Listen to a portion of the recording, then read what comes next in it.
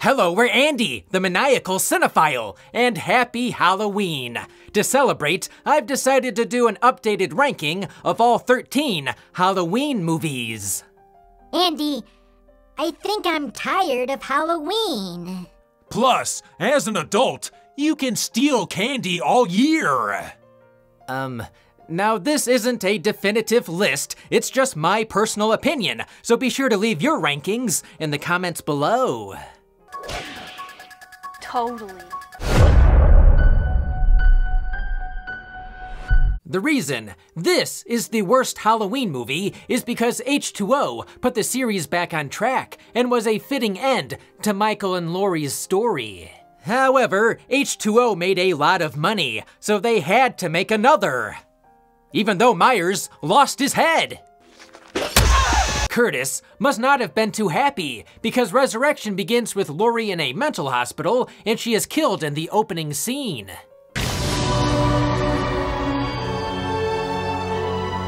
See you in another 20 years. This sequel and scene ruins Laurie's closure from the previous movie. You can tell Curtis just wants to be done. She moved on to better things, like Beverly Hills Chihuahua. I want to talk to Chloe. Would you put her on? Hi, honey. The plot involves a bunch of teens staying the night at the Myers house, shooting a live internet horror show, giving half the movie a found footage feel. Following up the success of H2O with this horrible webcam gimmick is baffling. Bringing Michael Myers to the internet age took us from the highest of highs to lowest of lows. The online porn parody had a better plot. Thanks to this movie, instead of Laurie chopping off Myers' head, this timeline ends with a dead Laurie and Busta Rhymes defeating Michael Myers with Kung Fu. Trick or treat, motherfucker. He electrocuted Michael's tiny pumpkins.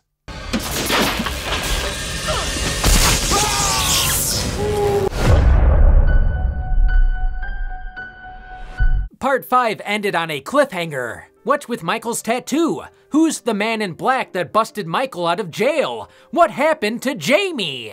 We needed answers, and it only took them 6 years to disappoint us.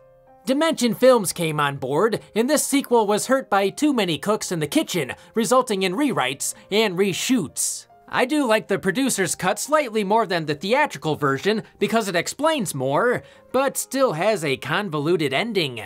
You can stop Michael with stones? Michael, what have they done to you? The role of Jamie Lloyd was recast. Out was Danielle Harris, and in was J.C. Brandy, who is killed off in the first act, angering the fans. It turns out, after the events of Part 5, Jamie was kidnapped by the Cult of Thorn, impregnated by her uncle, and gave birth to his child at the age of 15. Ew, bad Michael Myers. The Myers house, no longer abandoned, is now occupied by the Strode family. Because of course it is. However, it's the film that introduced us to Paul Rudd and said farewell to Donald Pleasance as Dr. Loomis, who died during production. Not dead. Just very much retired. In the end, the Cult of Thorn was too bizarre, and most fans wish they didn't try to explain Michael Myers' origins or motivation. When the remake of Halloween was announced, I groaned. However, it was soon revealed that Rob Zombie, hot off the success of The Devil's Rejects, was gonna direct. Rama-lama-loo. As a Rob Zombie fan, I was excited, until I got a third into the movie. I saw the original and thought it was missing my wife's butt. Wow! The first act is a prequel. We see that young Michael grew up with a stripper mom, slutty sister, and abusive stepdad. That's all that fucker does is cry. Instead of being born evil, Zombie decides to go the nurture route. The majority of the characters are foul-mouthed hillbillies and extremely unlikable. The whore with the big tits hanging down to her knees? Maybe I'll choke the chicken, purge my snorkel all over them flappy ass tits. Fucking whore! Bitch, I will crawl over there and I will skull fuck the shit out of you! What? I was raised by carnies! When the orderlies are assaulting that mental patient, you forget Michael is the villain because everyone is so despicable. The movie gets better during the second and third act, only because it's a rushed remake of Carpenter's film. However, it trades atmosphere and suspense for more nudity and gore. Andy, I do like that Zombie brought back Danielle Harris. Danielle? Danielle who? The original is a classic, and in the past, I've described the remake as if Zombie took the Mona Lisa, drew tits on it, covered it in blood, and wrote fuck in the corner. Wrong! Mona Lisa would be driving a hot rod. Rob Zombie's sequel divided fans even further, but I actually like H2 a little more than the remake. All the origin stuff is out of the way, so now we get, for better or worse, an original story. The cinematography is better because Zombie used less of his signature shaky cam. I gotta shake my ass, my ass. It left us with some great visuals, although most didn't like the hallucination scenes. I didn't mind Michael's hobo look because he'd be homeless in real life. Are you a giant? A giant piece of horse crap! I also like that Michael only puts the mask on when he's killing. It makes the mask more special. The police are gonna be looking for a guy in a Shatner mask, while the homeless are often treated as invisible. Unless they sing rock songs. Damn it! I'm not homeless, motherfucker! Much like the remake, what hurts the film is the characters and dialogue. What up, Dick Lickers? Zombie wanted to show how the tragedy of the first movie affected the characters, which is a great idea, but Laurie becomes overly whiny and obnoxious.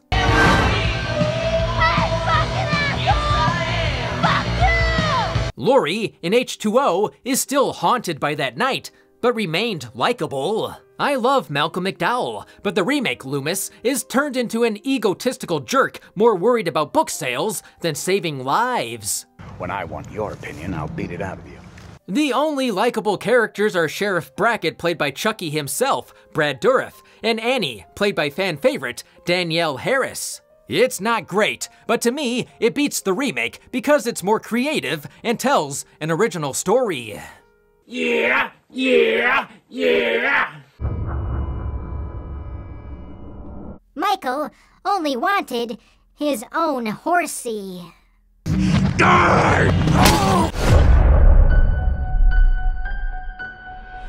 After the events of Halloween Kills, Laurie has been hell-bent on hunting down Michael Myers and avenging her dead daughter, Karen.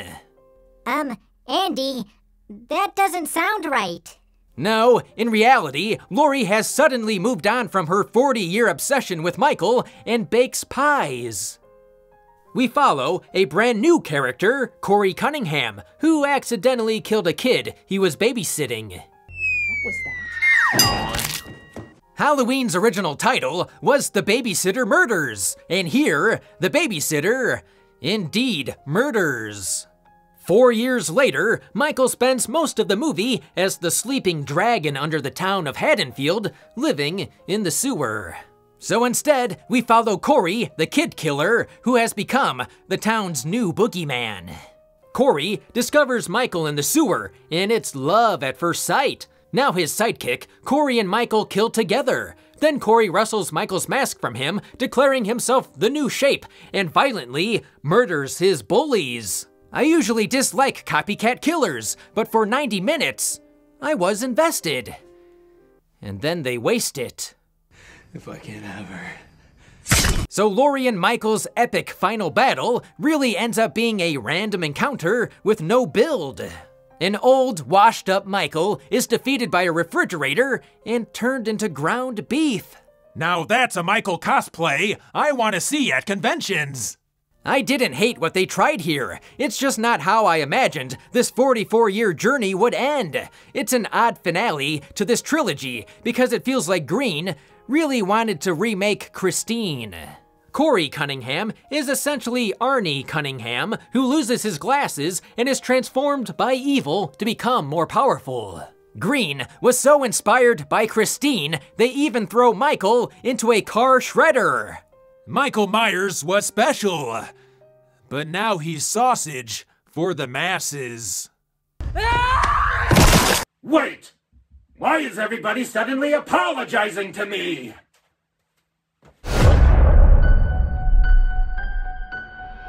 After the success of Part 4, Part 5 was rushed into theaters the next year. And it shows. The ending of Part 4 sets little Jamie up as the new killer, but Part 5 ignores that. It's like Halloween Ends borrowed all the bad ideas from these sequels. Instead, Jamie is inside a mental hospital and plays the first half of the movie as a mute. Cookie woman. It restricts our main character, but Danielle Harris was talented and likable enough to pull it off. Turns out, after being shot up at the end of Part 4, Michael was able to crawl away. Water everywhere. I'm getting wet. Michael falls into another coma and is cared for by a hermit until he wakes up 1 year later on Halloween. What? So he took care of a guy who just laid in his bed for a year? You know that hermit was using Michael as a sex doll. Quiet. You're not gonna tell anybody. Rachel, the co-survivor of Part 4, is unceremoniously killed off in the first act. I'm noticing a pattern. If anything, the new friend, Tina, should have been killed first, and Rachel should have lived a bit longer, perhaps to sacrifice herself to save Jamie. Unless Ellie Cornell, who played Rachel, just wanted out of the movie, like Jamie Lee Curtis did. Michael gets a different mask from Part 4, but it still looks weird. Special makeup effects artist Greg Nicotero mocked up the mask in his own likeness. Apparently, they didn't like the nose on it, and they replaced it, so he has this triangular patch in the middle of his face. You really don't care about any of the new characters, and half the movie is teasing and setting up the next disappointing installment. It seems like whenever Michael makes a triumphant return, the follow-up always takes a step back.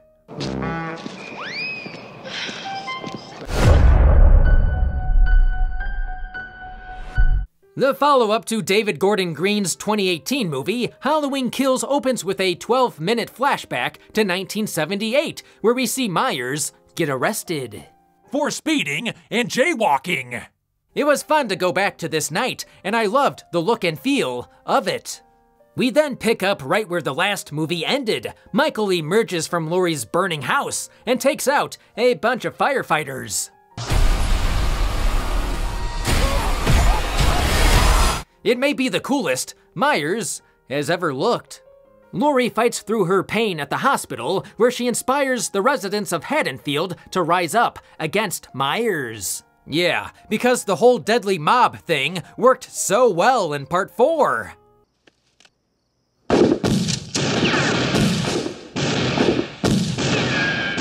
Shit, Earl. It's Ted Hollister. The Strode women and other survivors hunt down Michael, who goes on a savage killing spree, resulting in roughly 30 victims. It has some of the most shocking and violent kills in the series. Michael McDonald has been killed by both Mike Myers. Michael.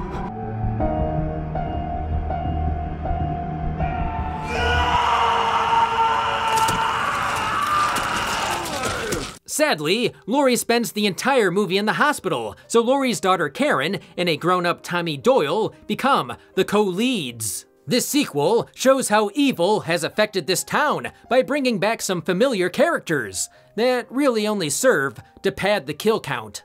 If you take away the flashbacks and nods to the previous movie, not a whole lot happens in Halloween Kills. It does little to advance the plot, but delivers on the gore. When Michael survives the mob beating, it raises the question, is Michael a man or something supernatural? Like Empire, it's the dark middle chapter where evil wins. Evil dies tonight! Oh, would you shut up? The Curse of Michael Myers was a mess, so for the 20th anniversary, they wanted to go back to John Carpenter's original. H2O pretends that part 4 through 6 never happened, therefore erasing little Jamie and the Cult of Thorn.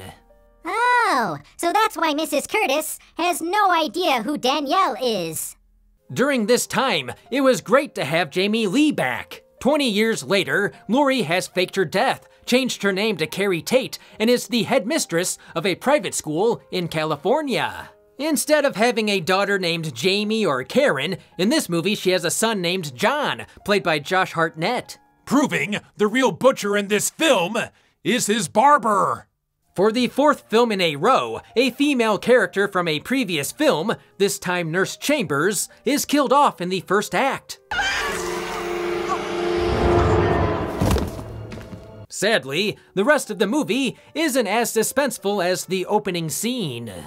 Michael is able to track Laurie down, which begs the question, what the hell has Michael been doing for 20 years? A lot of physical therapy? After the stupid-looking masks in 4 and 5, they at least tried to get that right. However, they couldn't decide on a mask, so Michael wears 3 different versions, including a CGI mask in one shot. What hardware store sells a CGI mask? Most of the side characters are forgettable, but that's because this is Laurie's movie. We see her tormented by that night, and she lives in fear every day. But when Michael does return, she faces him head on, and the last 20 minutes are epic. Yep, still gets me erect. You evil! What? It's my version of a thumbs up! Anyway, this is a better end to the series than Halloween Ends.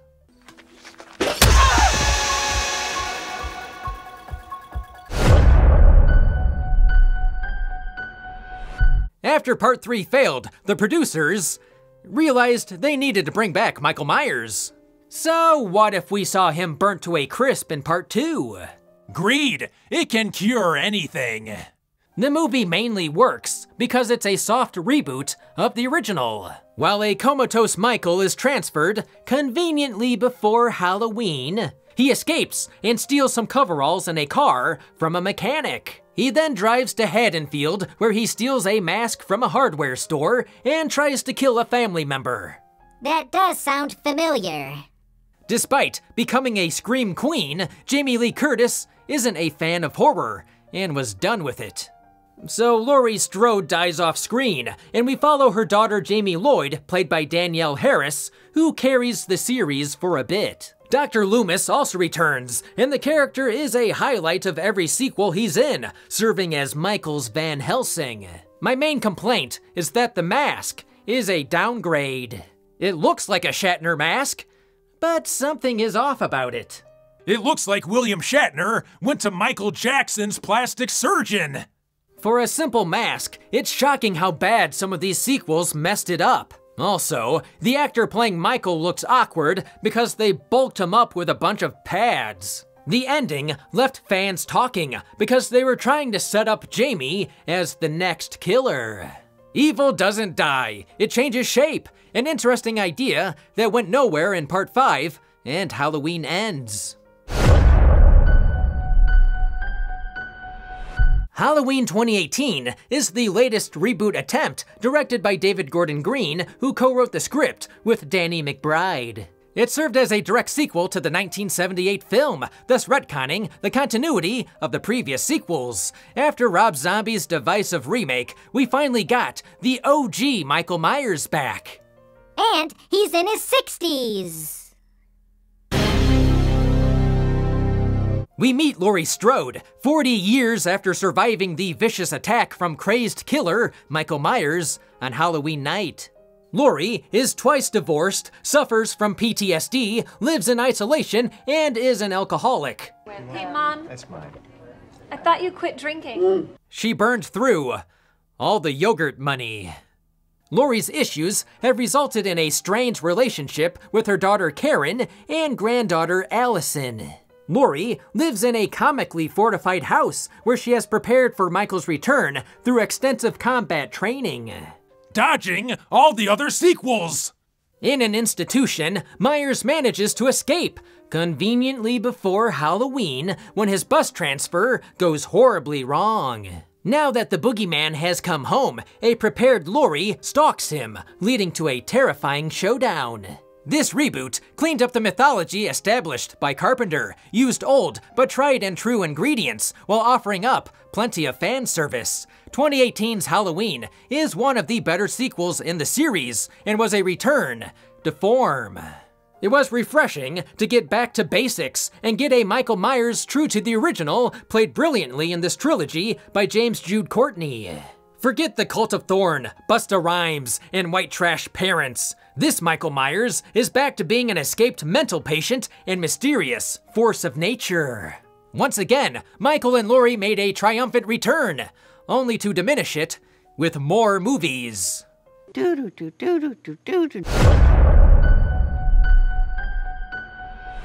At one point in time, Part 3 was treated like the red-headed stepchild of the series because Michael Myers wasn't in it. Well, he kinda is. Hey, Charlie, can we have another station? The Immortal Classic. After Part 2, they tried making Halloween an anthology series, telling a new story every year centered around Halloween. But when Season of the Witch came out, audiences turned on it because Michael no-showed. If only the marketing had been more clear, we'd be on Halloween 44 by now. However, over the years, a lot of people have seen the light. I guess that happens after another 10 movies and multiple timelines with Michael Myers that fizzle out. In this film, Tom Atkins plays Dr. Chalice, who is more interested in drinking beer and banging a dead patient's daughter than hanging out with his own kids. My man!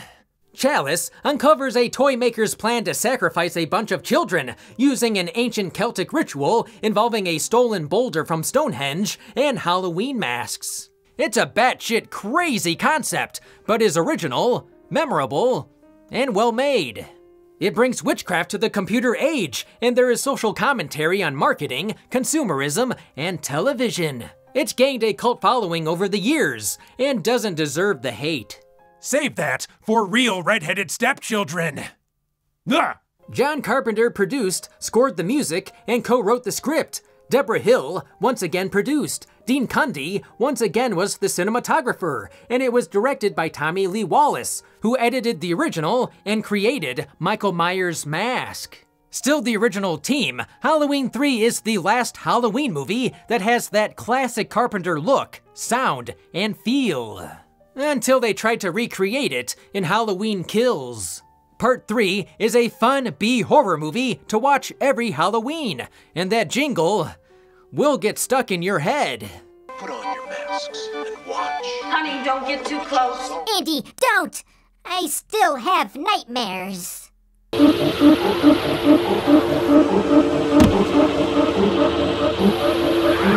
Recently, it's grown on me even more, which is why it's now in my top 3.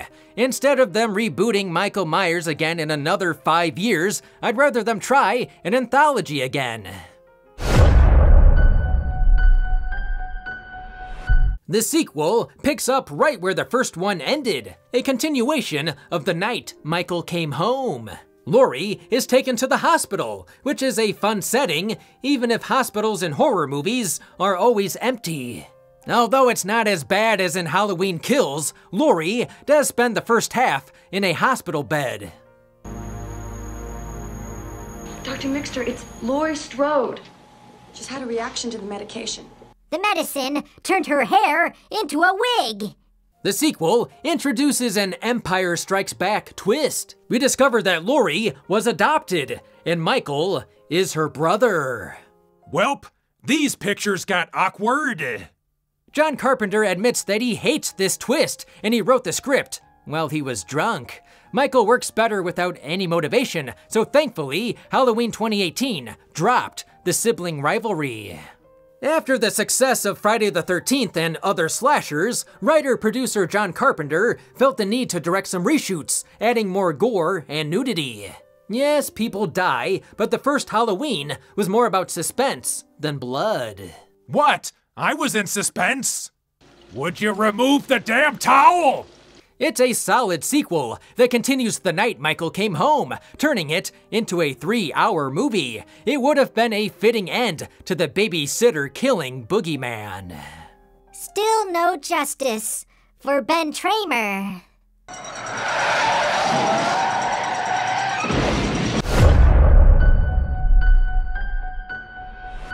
John Carpenter's Halloween is a classic horror film and one of the most profitable independent films ever made. The film follows an escaped mental patient who stalks and kills some babysitters on Halloween night. It's low budget, simple, and very effective.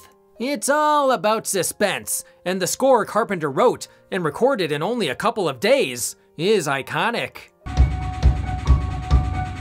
Yeah! You go, Spooky Grandpa! That music does a lot of the heavy lifting, and the film's atmosphere wouldn't be the same without it. 44 years later, there's not much more to say that hasn't already been said. I mean, it's preserved in the National Film Registry in the Library of Congress. When aliens visit our dead planet, they too can watch it and call it boring. Often imitated in the 80s, but never duplicated, you can't beat the original. What's the boogeyman? As a matter of fact, it was.